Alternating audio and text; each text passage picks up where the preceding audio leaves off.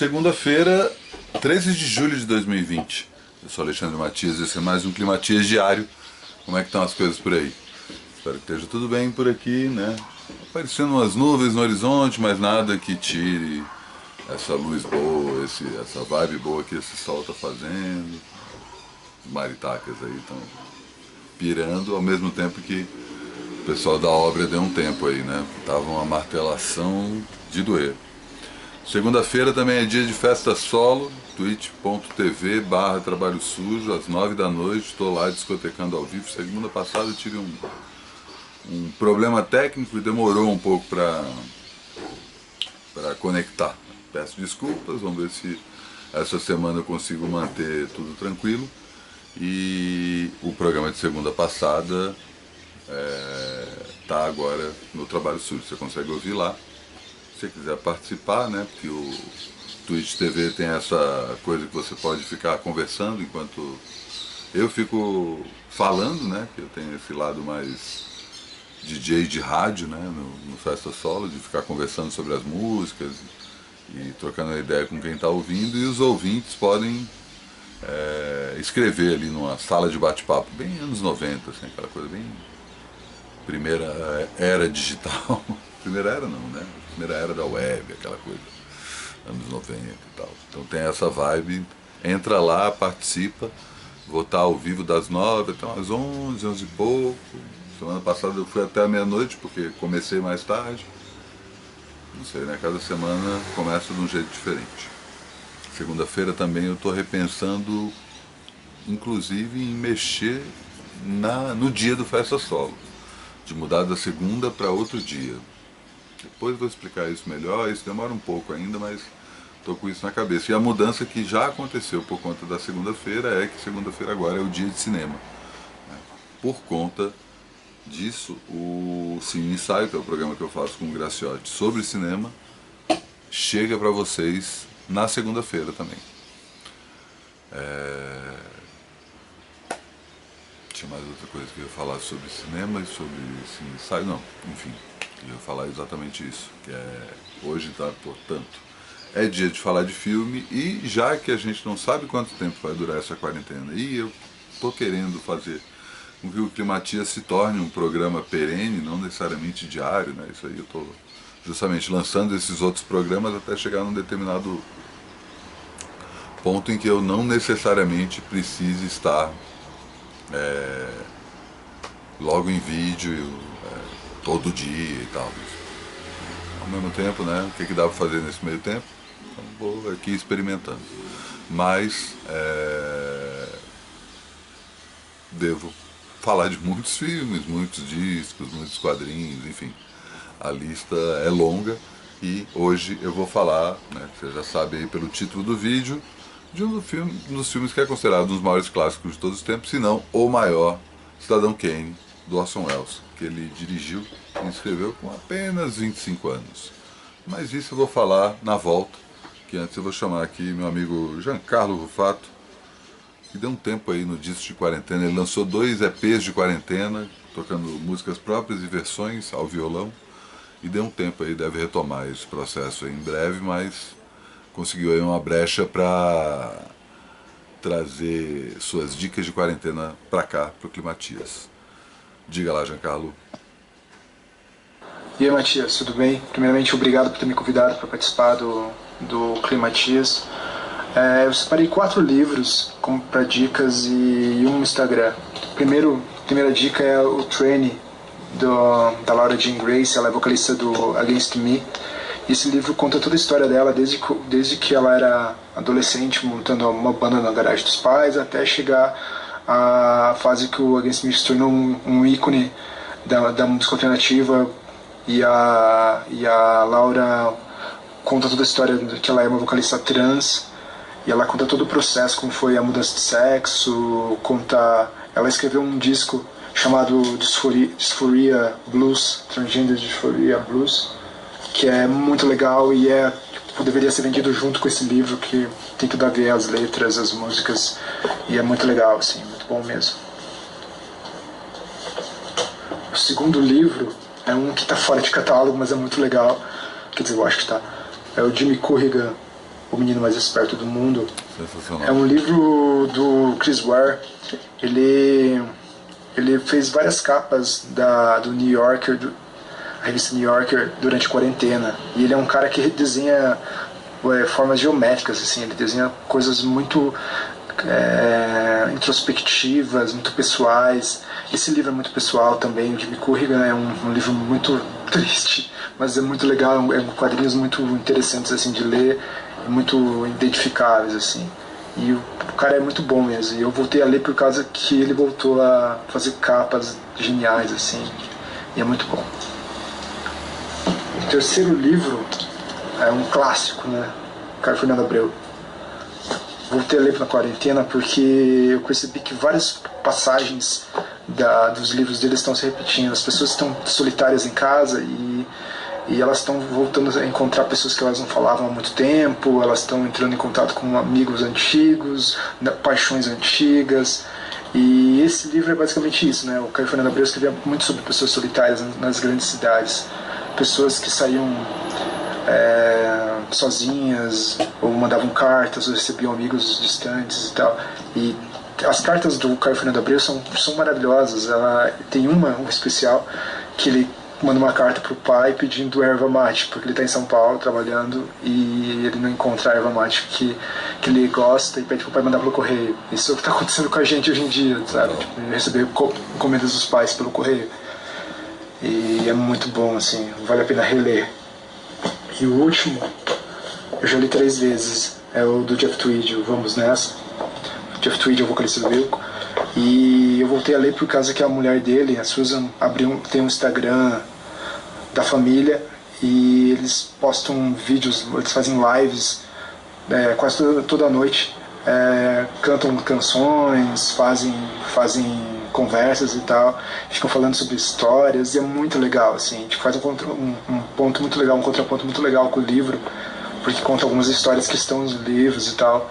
Eles cantam canções de artistas que eles gostam. O Sam e o Spencer, que são os filhos do Jeff, participam. E é muito legal de ver eles tocando juntos, assim. E eles contam histórias engraçadas. Tem uma história especial que o Smashing Pumpkins tocou num bar que a Susan era dona. E aí o Jeff foi o segurança do bar. E ele conta que na época, assim, que é uma história sobre isso. E aí eles vão lá e tocam Pavement pra fazer uma piada, porque os Smashing Pumpkins eram rivais do Pavement, uma coisa assim, nos anos 90.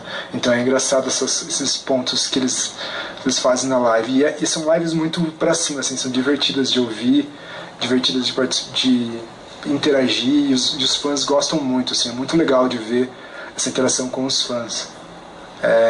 Recomendo muito, assim, o livro é muito bom. Ó, Jeff Tweedy, vamos nessa. E é isso aí, valeu, obrigado. Valeu, Giancarlo, ótimas dicas. E aí lembrando também que o Jimmy Corrigan inclusive estava na minha lista, né? O Chris Ware é um dos caras mais fodas da história do quadrinho, assim, e a partir dessa dica do Giancarlo, acho que eu vou colocar ele furar a fila aí, não sei se na próxima sexta ou na outra, que é o dia que eu dedico aos quadrinhos, mas ele está inclusive por aqui, ó, aqui atrás do microfone.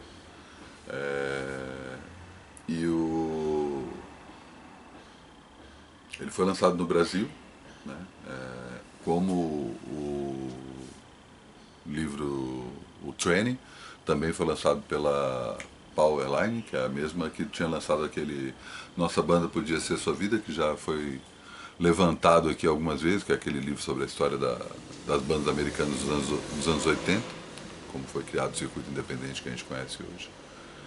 E estou colocando as dicas no Trabalho Sujo. Você entra lá, tem a opção Climatias. Não consegui ainda atualizar 100%, mas estou atualizando de trás para frente. Então, provavelmente, as dicas do Jean já estão lá com os links respectivos. E aí eu estou terminando aí de preencher desde o começo da segunda temporada, né? Desde o programa número 101. Vamos falar então do Cidadão Kane? Cidadão Kane é o primeiro filme do Orson Welles. Ele faz esse filme depois que ele vai para os Estados Unidos, faz um puta sucesso ainda jovem na Inglaterra como ator e personalidade do teatro, né? Ele agitava muito, fazia várias coisas. Tem um grupo de teatro que eu acho que chama Mercury Theatre, que faz com que o nome dele consiga chegar nos Estados Unidos de uma certa forma que ele já chega ali meio que com um tapete vermelho, né? Ele, antes do Cidadão Kane, ele faz a famosa... ele narra, acho que em 1938, a, o Guerra dos Mundos, do H.G. Wells, em que ele conta como se os alienígenas estivessem invadindo a Terra de verdade. É uma história que ele gosta de aumentar durante a própria vida, que as pessoas se mataram, que a gente se atirou dos prédios, quando na verdade parece que algumas pessoas acreditaram que era verdade e saíram de Nova York. Mas não foi tão assustador quanto ele gostava de falar. E logo depois ele foi chamado para fazer o Cidadão Kane, um filme, por conta disso também, né, ele tem da RKO, que é um dos principais estúdios ali da era de ouro de Hollywood, dá carta branca para ele fazer o que ele quisesse, sabe? Era uma coisa que nunca tinha acontecido na história do cinema. E o cara vira e fala, então tá, então eu vou mudar tudo. E ele conta a história assim, tipo, acho que as duas primeiras cenas, as duas primeiras sequências acabam definindo os rumos do filme, né? Primeira cena, classicaço, assim, com poucas imagens. Primeiro ele mostra um portão, depois ele mostra uma mansão, depois ele mostra um quarto, e aí desse quarto tem uma pessoa, o tempo todo tem neve rolando, né? Aí você vê que tem uma pessoa deitada nesse quarto, e aí você continua vendo a neve, só que a neve está dentro de um globo desses de neve, na mão desse cara que está nessa cama, um idoso, que deixa tem um close muito próximo da boca dele, e ele fala botão de rosa, Rosebud. Primeira palavra que é dita no filme, que ninguém entende que porra é essa, como assim? Ele apaga, deixa o globo que está na mão dele cair, o globo rola, cai, quebra, e assim começa o Cidadão Kane, né? Nessa pequena sequência você sabe que esse cara é importante, que esse cara é rico, né, com essas poucas cenas, e que ele falou essa palavra no final. A partir disso, a segunda sequência é um programa uma espécie de um telejornal, só que passava no cinema, que chamava Cine Jornal, antes da televisão. Antes de começarem os filmes, eles passavam imagens contando o que estava acontecendo no mundo, né? Notícias e tal, porque não existia televisão como a gente conhece hoje. E aí conta a história desse cara que morreu, Charles Foster Kane, o magnata das comunicações, dono de não sei quantos jornais, e em poucos minutos ele conta a história da vida dele. Então você vai assistir o filme do cara e... Mas peraí, a gente já sabe a história do cara, então ele já entra com essa coisa que é completamente nova, né? Tipo, não importa a vida do cara. A vida do cara foi contada logo no começo. A gente já sabe a última coisa que aconteceu na vida dele, que ele falou aquela palavra que ninguém entende, e logo em seguida você aprende toda a história. E aí ele vai contando a história toda em flashback, também é uma novidade. O flashback já tinha sido inventado, mas ele transforma isso numa forma narrativa. Vai entrevistando diferentes personagens, especificamente 5 personagens, ex-mulher, um cara que trabalhava com ele, enfim, pessoas chaves da história desse cara, e aos poucos a gente vai entendendo que ele nasceu pobre, vai crescendo, tem o flash dele com a política, como ele vai se tornando justamente uma pessoa cada vez mais poderosa, né? Enfim, a gente vai acompanhando, e esse personagem é vivido pelo próprio Orson Welles, né? Ele ainda tira essa onda de fazer brilhantemente a própria criação. E além disso tem um monte de novidade técnica, né, que eles vão apresentando. Acho que a principal delas é aquela coisa de todas as imagens que estão numa cena estão em foco. Antigamente eles faziam muita coisa de jogar o foco pro personagem que estava no primeiro plano e depois jogar o foco no cara que estava atrás, para alternar, para guiar o olho do espectador. E o Orson Welles prefere pensar uma lógica que tem muito mais a ver com teatro, né? Que tipo, tudo que está acontecendo na cena é importante. E ele faz isso o tempo todo no filme, o tempo todo no filme. Ele trabalha muito com perspectiva, né? Como é que a gente vai mudando as coisas, com traveling, tem uns truques de passar por cima de mesa com a câmera, que era uma coisa que os espectadores não se parassem para pensar, eles não entenderam como é que o cara conseguiu fazer isso, dando um ar para o filme como se fosse um olhar divino, assim. Ele também filma muito de baixo para cima, dando essa impressão assim de importância, né? Um tipo de take que também já tinha sido usado, mas que ele consegue transformar num dos principais elementos da narrativa dele. E o truque dele também é que ele coloca o teto aparecendo, né? O teto era onde ficavam os microfones, todos os cabos, a iluminação, e ele consegue fazer essa iluminação, toda essa parte técnica, sem necessariamente colocar isso no teto, e filma o teto, né? Então ele trabalha o tempo todo com isso. O filme tem várias inovações desse tipo, sabe? E principalmente, todas essas inovações têm a ver com a história que está sendo contada e com o aprofundamento de cada um dos personagens. A gente vai entendendo cada vez mais. Tem uma cena que mostra uma das ex-mulheres do Kane, que mostra assim a imagem dela num teatro. A cena que dura o quê? Um minuto e meio no máximo. Uma imagem dela num pôster de um cartaz, aí a câmera sobe, você vê o nome dela e o nome do filme que vai estrear, e tipo, pô, o negócio, você já sabe quem é aquela pessoa que acabou de ser apresentada, a câmera passa por dentro do letreiro, tem uma clarabóia, ela entra dentro da clarabóia e você encontra a mesma personagem que estava no cartaz pintada, né, aquela imagem dela, lá dentro, completamente com outro astral, né? Você vê que o contraste entre a imagem pública dela e a imagem privada. É muito bom, assim, e principalmente, né, um filme que você vê hoje e parece que ele foi feito assim 10 anos atrás, 5 anos atrás, sabe? Um filme que, claro, né, tem toda uma questão de ser um filme de época, né? Mas o ritmo é impressionante e ele é determinante, talvez por isso ele seja considerado um dos melhores filmes de todos os tempos, em fazer com que tudo que acontece depois do Cidadão Kane é motivado por algumas inovações que eles colocam, principalmente, e eles, assim, a equipe do Orson Welles, né? Não foi só o Orson Welles gênio sozinho. Ele chama a galera dele da Inglaterra toda para ajudar a compor todo o filme, esteticamente, em termos de criar os diálogos e tal. E também tem a graça que o Cidadão Kane é inspirado no William Hearst, que era uma espécie de um Roberto Marinho, né? A referência até velha, até o próprio Roberto Marinho você fala isso, mas enfim, um magnata das comunicações nos Estados Unidos. Né? Tem a piada que o Rosebud, na verdade, seria o nome que o Hearst daria pro órgão sexual de uma de suas amantes. E o Orson Welles ficou sabendo disso e joga isso como uma piada. Então, na hora que o cara vai ver o filme, a primeira coisa que ele vê é o cara que teoricamente estaria fazendo o papel dele falando isso. Imagina a apreensão do cara. No fim, a gente descobre o que é Rosebud, eu não vou contar, mas é e acaba justificando a viagem a toda a biografia do cara.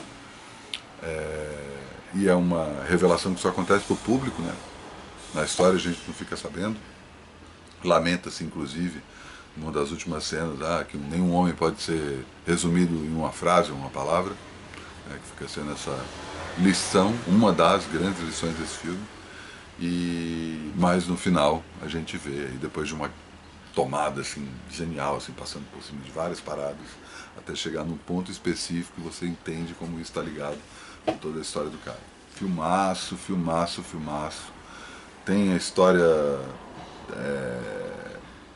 anterior de como o filme foi feito, tem toda a história posterior, tipo, de papo que o Orson Welles só viu o filme uma vez, 6 meses antes do filme ter sido lançado, e nunca mais assistiu o filme, nem mesmo quando o filme era exibido em determinadas situações, ele saía antes do fim, e o filme não foi um sucesso comercial, né? Um filme cuja moral vai sendo criada à medida que o tempo vai passando e que suas inovações vão sendo colocadas em práticas aí por outros grandes diretores, do Hitchcock, Sergio Leone, enfim, muita gente bebeu nessa fonte e que guardou aí o lugar do Orson Welles na história do cinema, né? Não tem o que falar.